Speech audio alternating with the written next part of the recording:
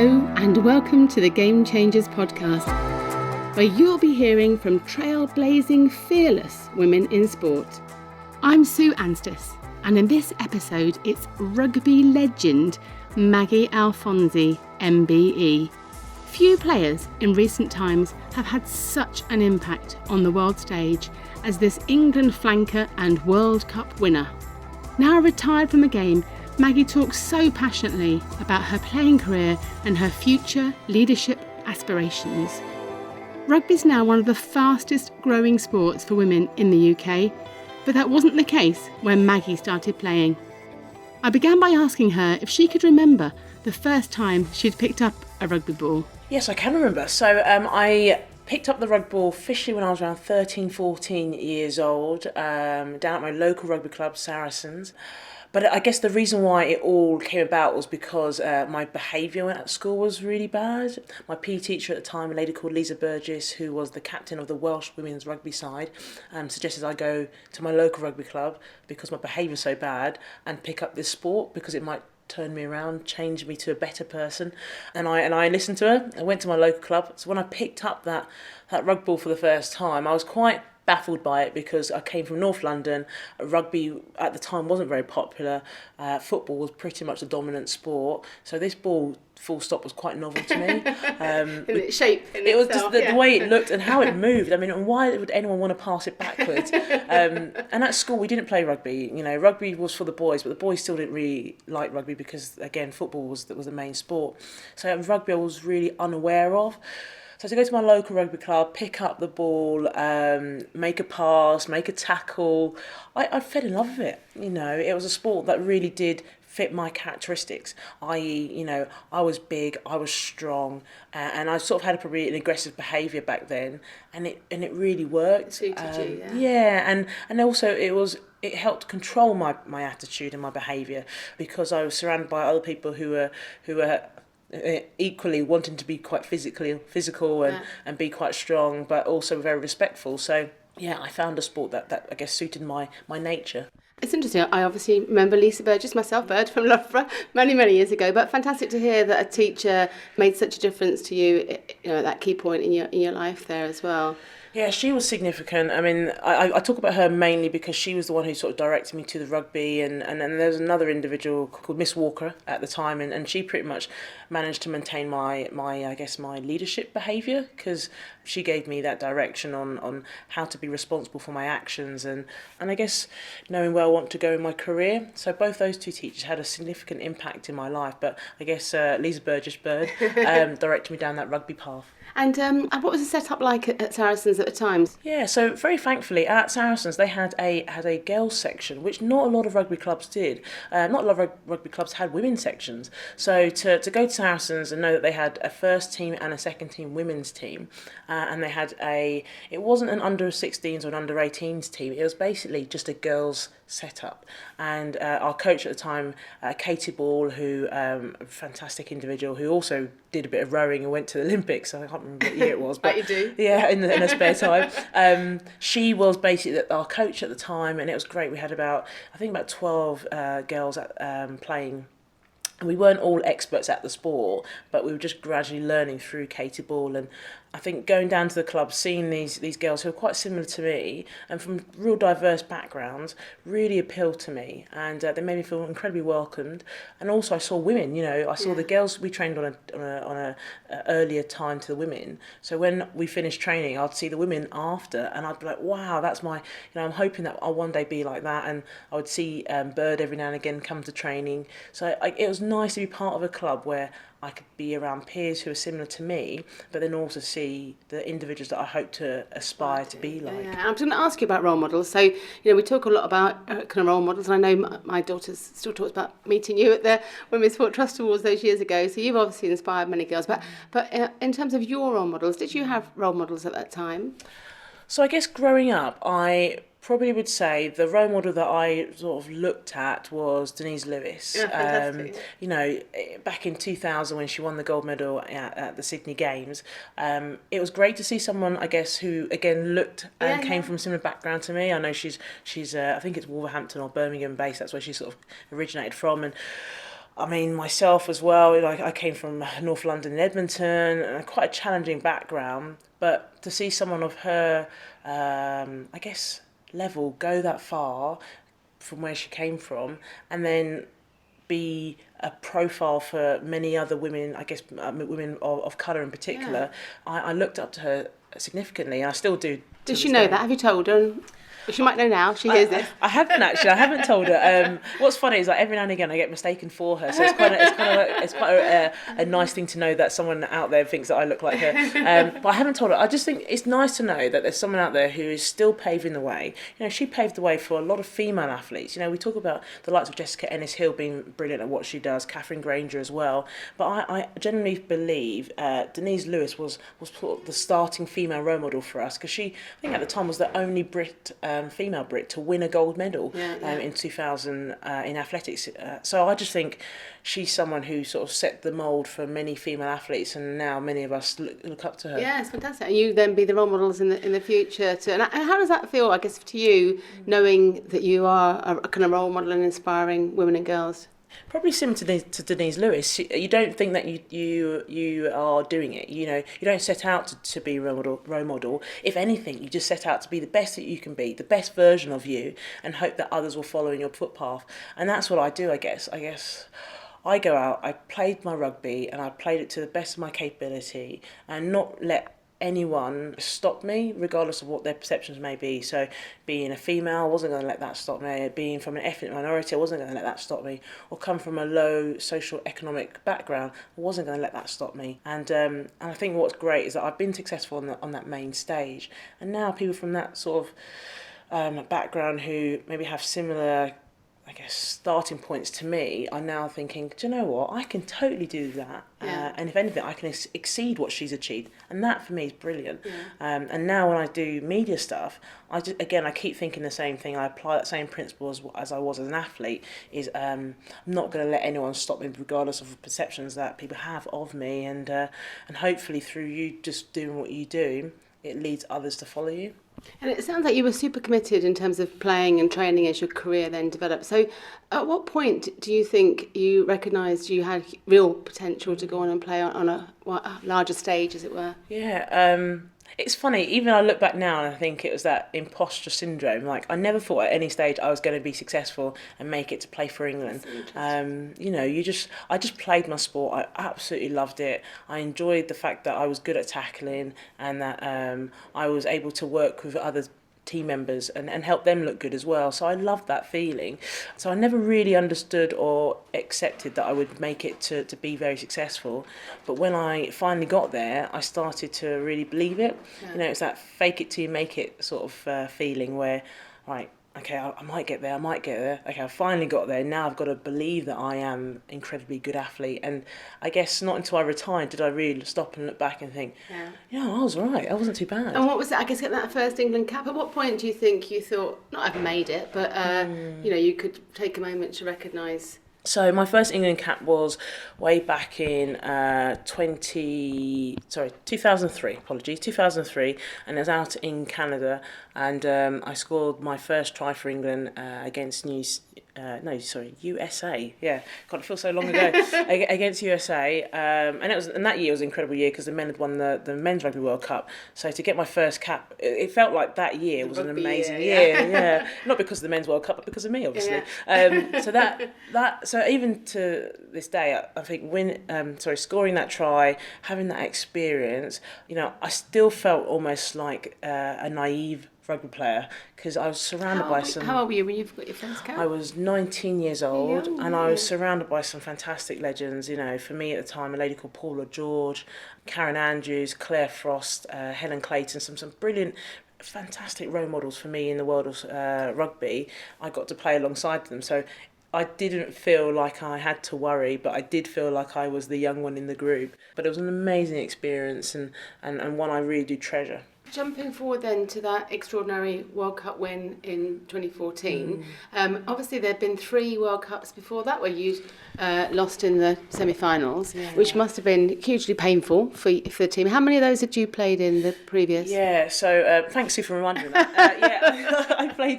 I played in 2 of the World Cups beforehand. So in 2006 out in Canada, again silver, and then 2010 in England at Harlequin Stoop, and we got silver there. So I played in 2 of those World Cups, and each and every single one of them are quite painful to experience, but drove me on for another 4 years. How do you deal with it? How, as a team and as an individual? Because I guess that is seen as the pinnacle of, whether it's Six Nations or the World Cup. But how did you deal with that in the intervening years? And for it to happen twice before. Yeah. We're going to talk about the good bit in a minute, but just interested to know. Well, in 2006, I guess I was a young one in the team. I was 22 years old, and that was my first Rugby World Cup. I truly believe that we were capable of winning that World Cup. I still believe that we were capable of winning that World Cup.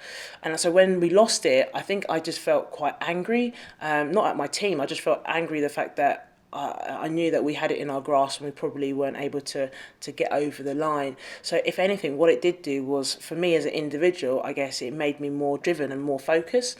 And also at that time, my team had quite a lot of experienced players. So post that World Cup in 2006, a lot of the team retired.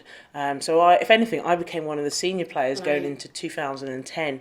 So it was painful to experience that loss in 2006, but it was a very good learning experience for myself as an individual and for some of those younger players in the team.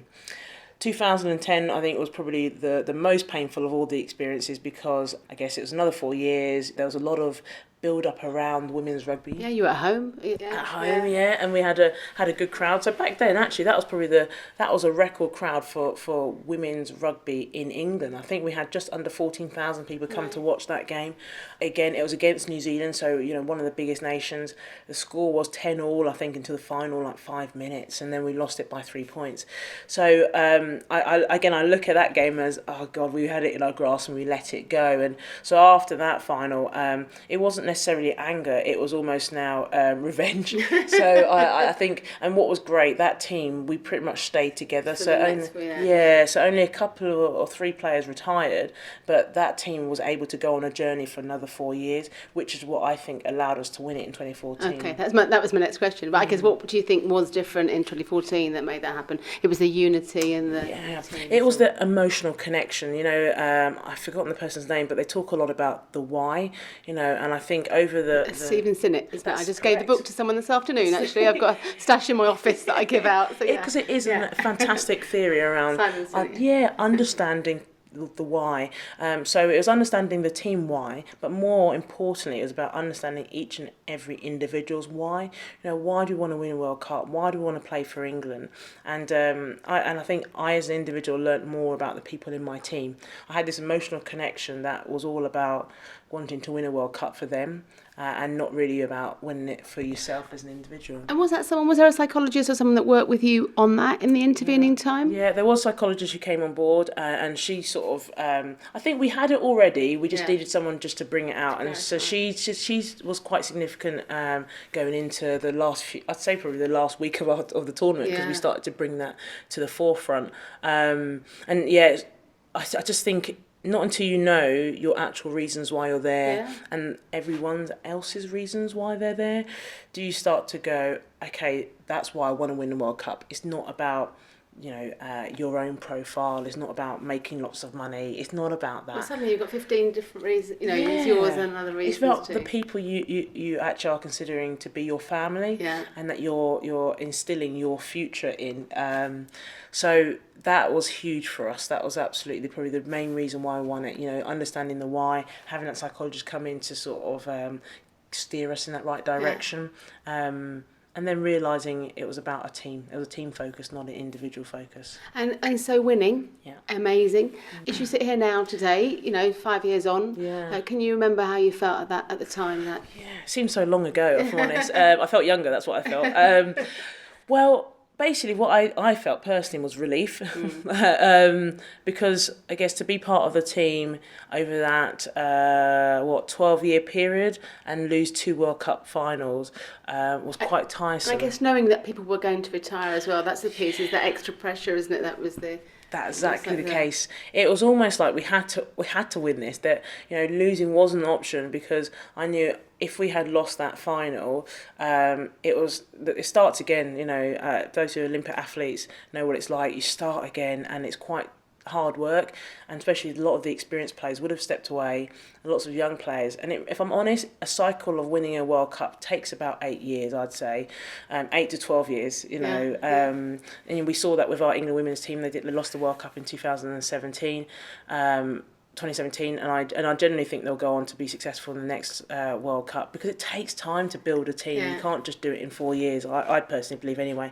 So I think winning that World Cup in 2014 was the right time, and our team was very close. But it was relief rather than just celebration. It was like, actually, God, we've finally done it, and that's so good. And even after the final, and the last thing I was thinking about was getting incredibly drunk. It was actually all about, there's some good key people in my life who are out there, out in France with us, and I just wanted to say thank you to them, and thank you to my teammates, and then get to bed. that's basically because the job has done. All, haven't you? Given your all. And do you think if you hadn't won, would you have continued on to play for another cycle? Do you think? I would like to have. I think there's two things that probably would have influenced my decision. So prior to that final, anyway, I didn't announce that I was going to retire, but I remember collecting my shirt and I was crying anyway prior to that final, and I knew that I was going to step down, because once I finished the World Cup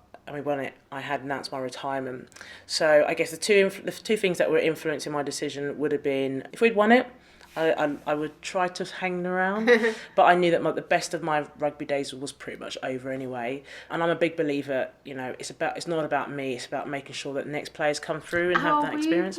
So I was 30 years old, right. And and it wasn't about me. There's some other younger players coming through. I look at Miley Packer in particular, players like that who actually it's about letting them have their moment. That's a very generous. I hadn't really thought about that time, but I guess people that go on and play, but actually it's allowing the space for others to come and have their time in the sunshine. And because prior to me, a lady called Helen Clayton, we call Rob, she was the dominant number 7 before I got that shirt. And then I remember when I retired, she said to me, it's the changing of the guards.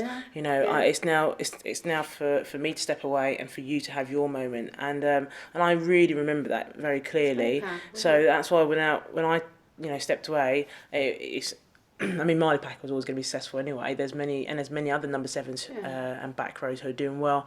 But really, I've had my moment. It's on your terms as well, isn't it? You're not going out through injury or being deselected or anything at that time. You're in control. You said there were two things. So that basically it would have been it's changing the guards, so wanting to let others have the opportunity, but also knowing what elite coaches are like. They're thinking about the next cycle, and actually, would I be a good player in 4 years' time? I doubt it. So I think the coaches at the time would have also enforced that decision on me. And I guess the third thing would have been is I had quite a bad knee problem anyway, and I remember talking to the surgeon who worked on my knee, and I remember him saying to me, "You've got one more good year left in that knee," and that took me up to the World Cup. So once the World Cup was over, I played for another year at club rugby, but I struggled because my knee wasn't at its very best, really. So I was really fortunate. The timing of the World Cup come at the right time, in the sense that I could step away. I wasn't getting any younger, but my knee had enough in it to be the best that it could be. Yeah, and I guess in terms of other sports in your history, and I know that you dabbled a bit in terms of some athletics and shot put, and had you played other sports? Had you, obviously, clearly athletics, but other team sports or anything else? So football was a big thing for me. So I guess growing up in North London, not too far from Tottenham, and Arsenal actually, you had to basically be interested in the round ball. So I absolutely loved football. I played it at playtime at school with the boys, and not all of the girls would play. And I played for our school team, and I took up a little bit of it at my local club, which was I think Enfield FC. So why rugby and not football? Do you think? I guess if I'm probably deep down inside me, I saw football as being a sport that everyone played it, and I wanted something completely different.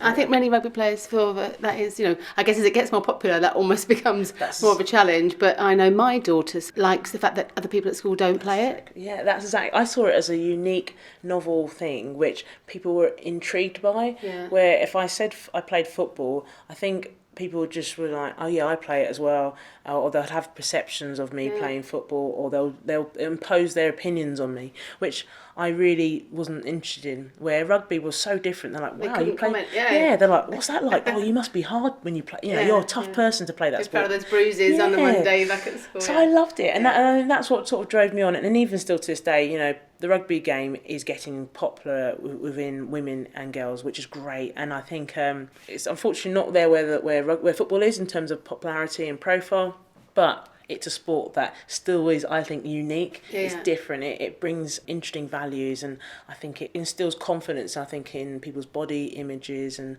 also their attitude to life, I think. So rugby did that for me, and I think what's great, it's doing that for many other young girls and women. And are you still involved at Saracens now?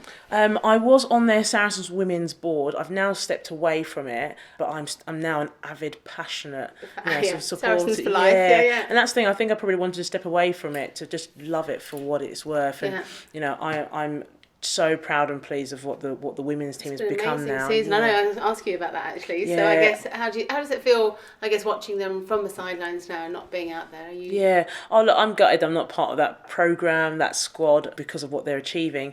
But what I'm really pleased about is that I was part of the process. Like there's been many women before me who were part of the process that helped our Saracens women's team at the time be successful. So I look at the team with fond memories, and I'm just incredibly proud of what the first team, the second team has achieved, and what the men's team are achieving. I remember when they were back down at Bramley Road, amateur setup, and now the flourishing, winning European premierships, you name it. As a club, I'm so lucky that my first club was Saracens. And it's amazing you were there the whole. I mean, people do move to different clubs and clubs change, but you've been loyal, and they've been loyal to you too. As people say, if you cut me, I'd bleed red and black.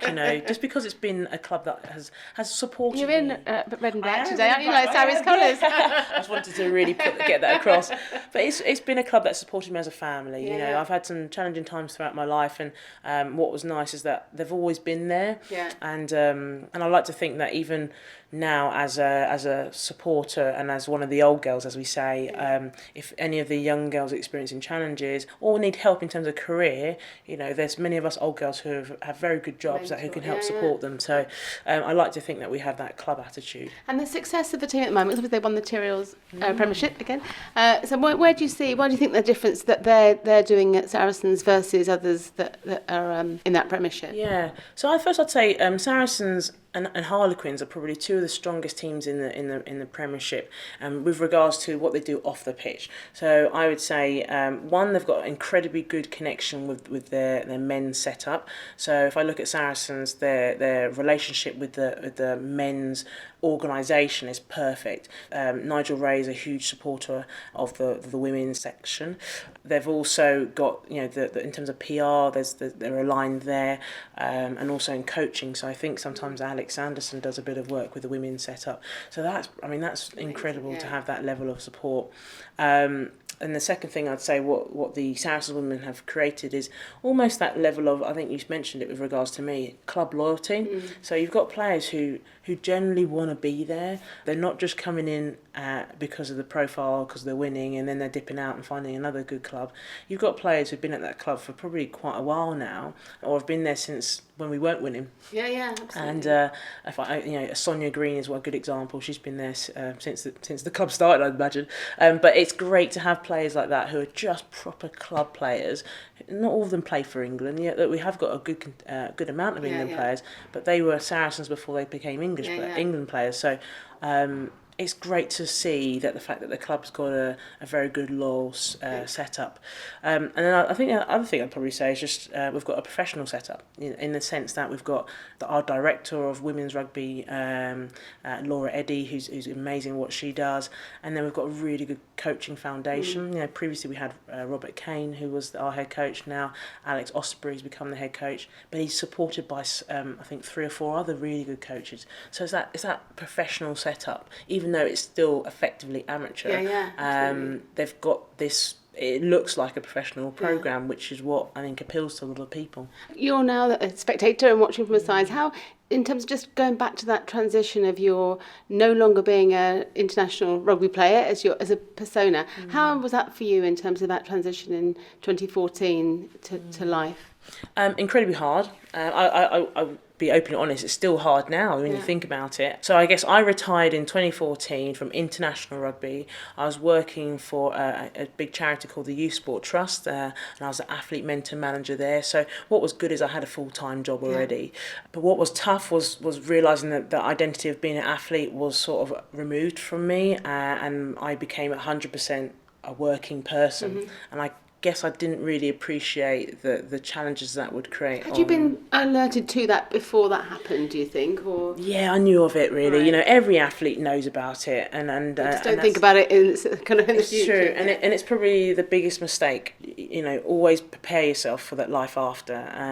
I even did my master's dissertation on the life after sport because it's important to recognise that athletes know it's coming. They don't necessarily take ownership of it. And I think that was the biggest thing for me. I probably wish I'd taken more ownership over that transitional period. Yeah. By that I mean, you know, increasing my networks of key people in businesses and actually going out to meet them and identifying opportunities that I could do to help build my skill level. You know, doing qualifications is key. I think that's always sort of part of developing your CV.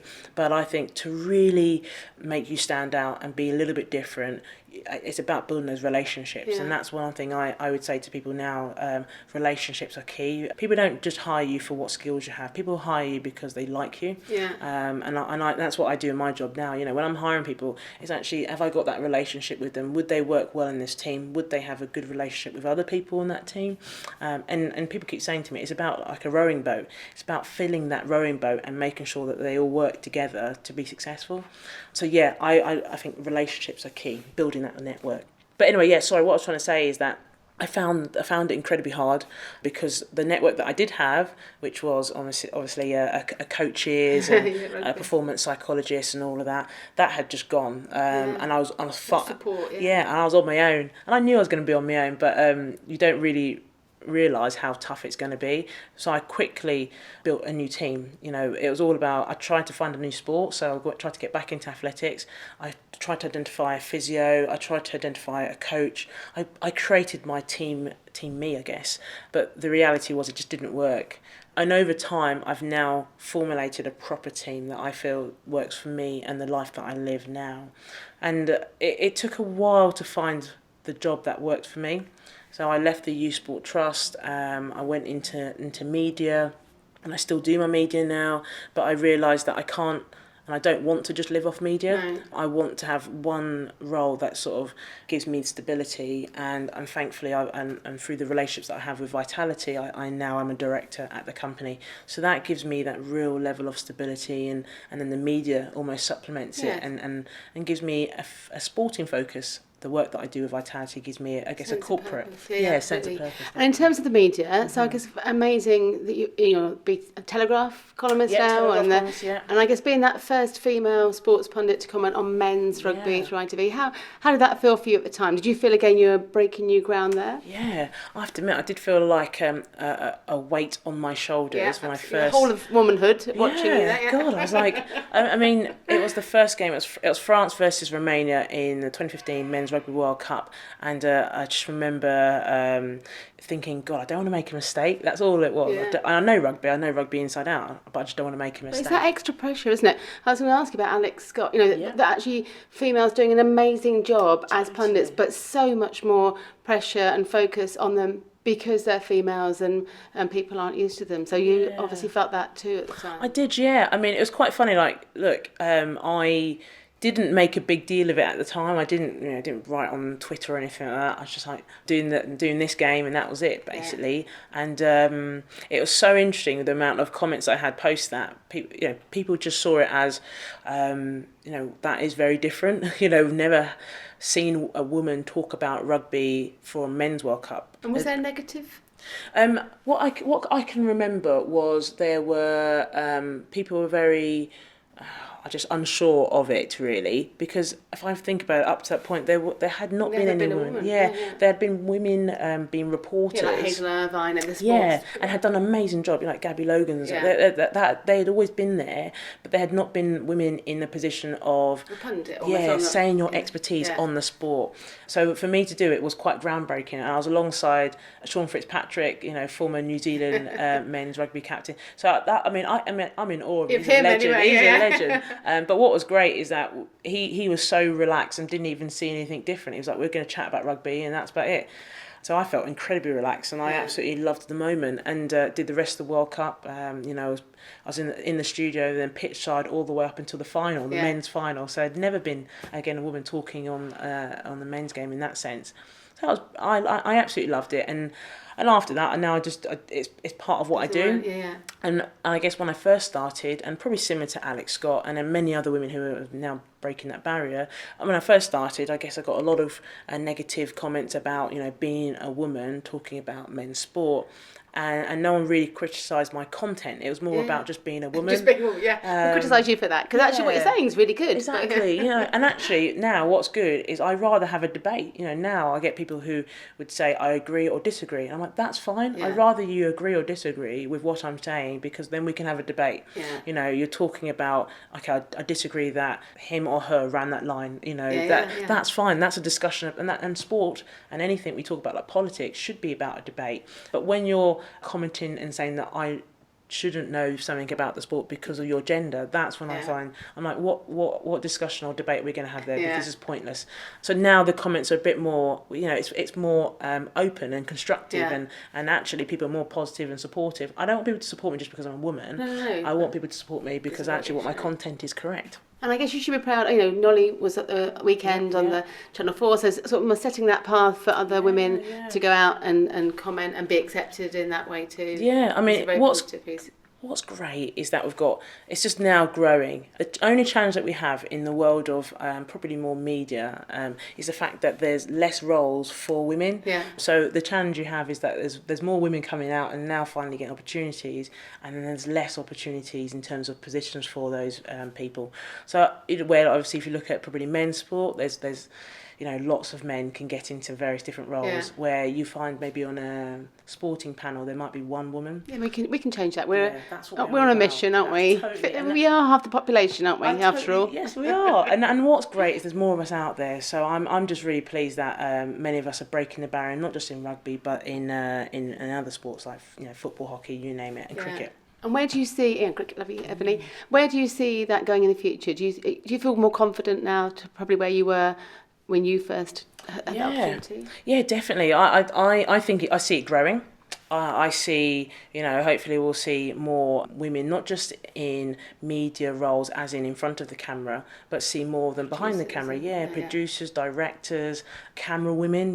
People don't recognise that there's not a lot of women out there, holding the cameras as well. And every time I see a couple, I'm like, yes, you keep going.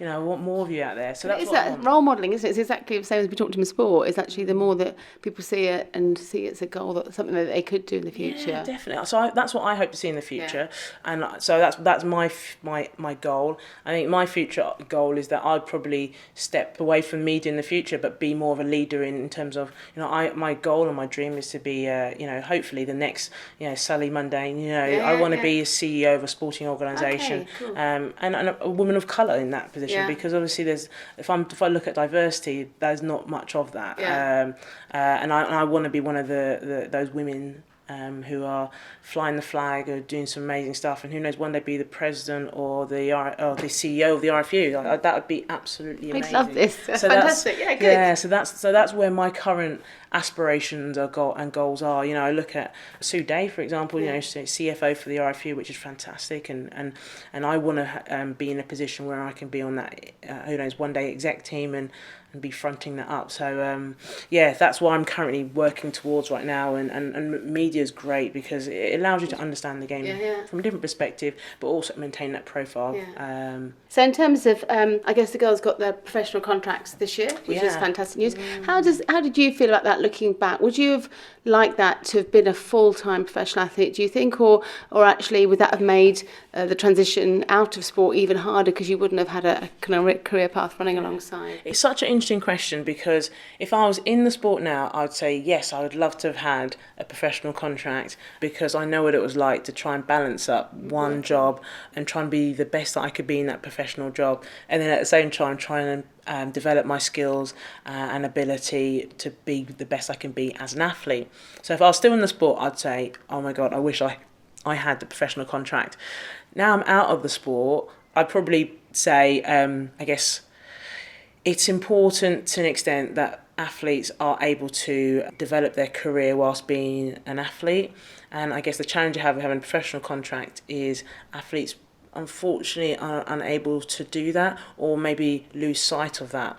So I guess I've always fought for professional contracts for the female athletes because it's the right thing to do. You know, if the men have got it, the women should have it. I will never stop fighting for that. And what's great is that the women have got that. Well, the England women have got it. We still need across the world other women to get it. I guess what I want though is to make sure that as part of their contracts and as part of their development, they are improving and building their career, because if we look at the men's setup, a lot of them are getting professional contracts younger and younger, and the women at the moment they're getting it slightly a little bit later in their career.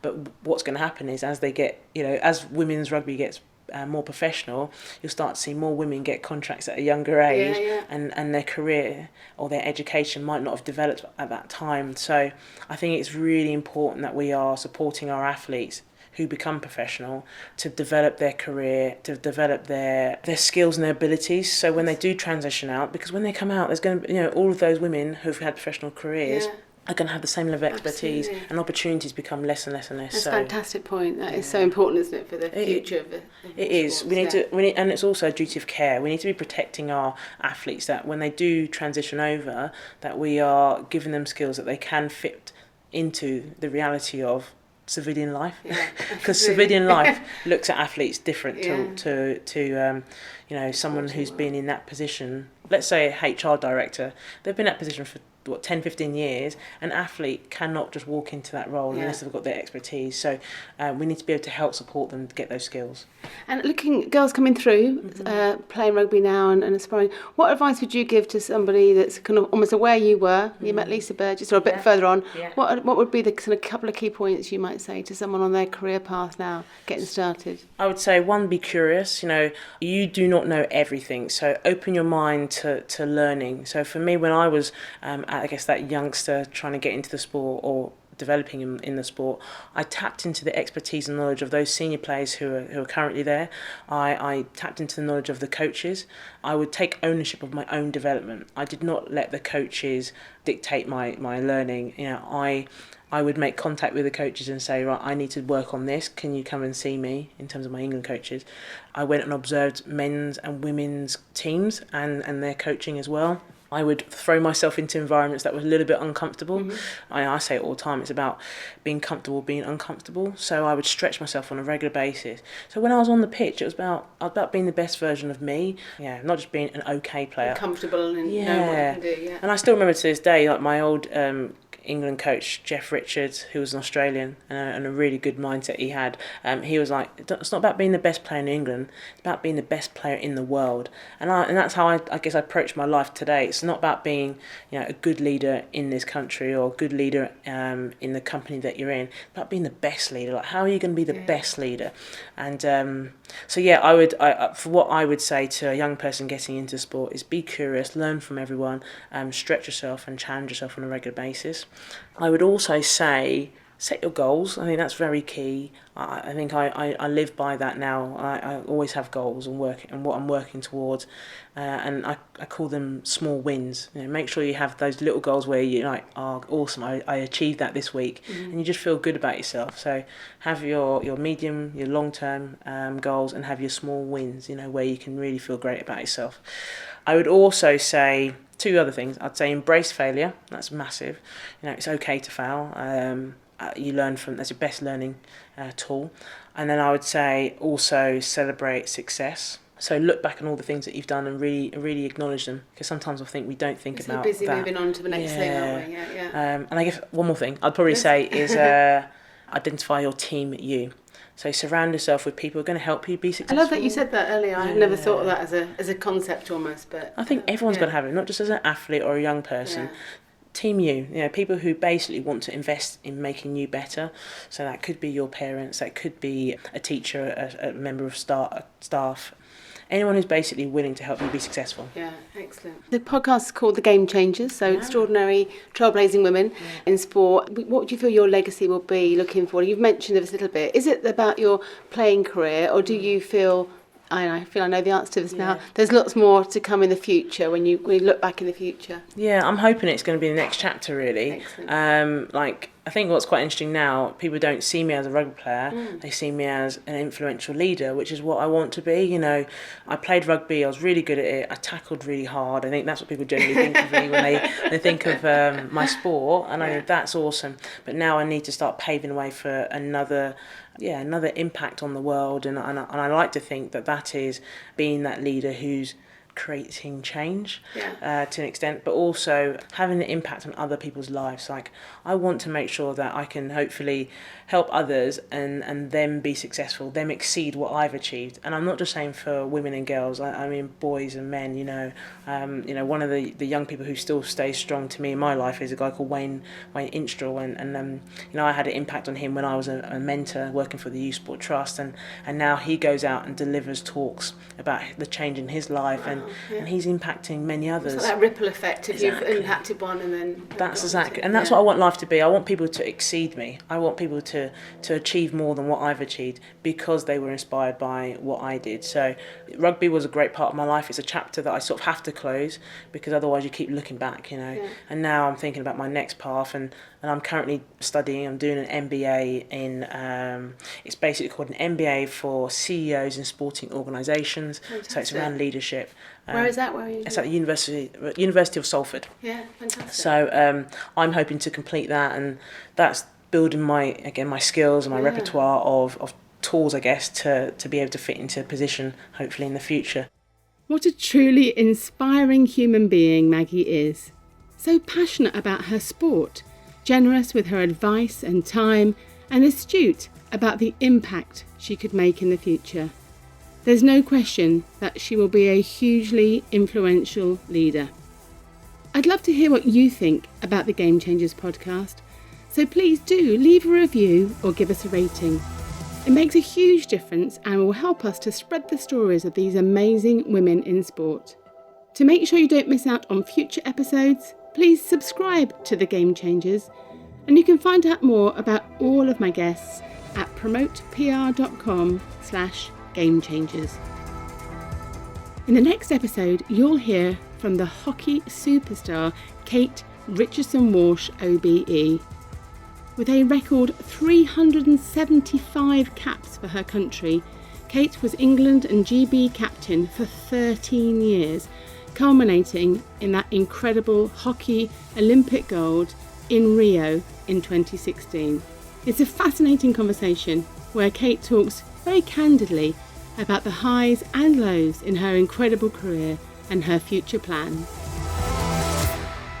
It was being dropped, I think, gave me a bit of a wake-up call to say, actually, I'm so upset about this, I'm so embarrassed and angry, and then actually, why am I feeling so emotional about it? Well, I actually care.